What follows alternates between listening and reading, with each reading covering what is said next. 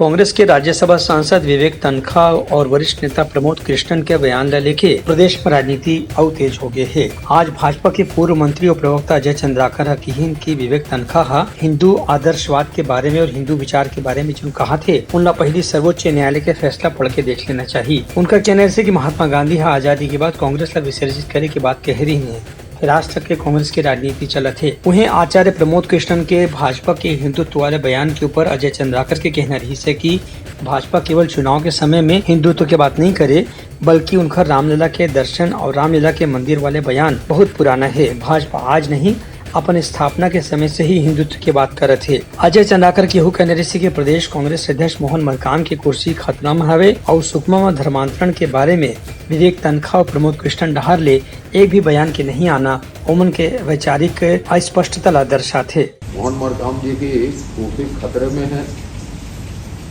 और कौन कौन तीसरे चौथी पंक्ति के नेता हैं उनके बीच में उठापटक है।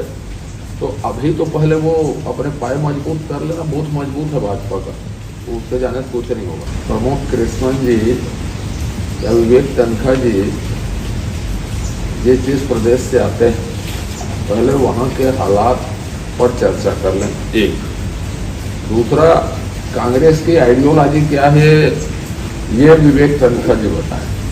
किस दर्शन चिंतन में कांग्रेस काम करती है ये बता दें, और ये भी बताएं कि क्या महात्मा गांधी ने आज़ादी के बाद मिलने के बाद कांग्रेस को विसर्जित करने की बात कही थी कि नहीं कही थी, ये इतिहास सत्य है कि नहीं।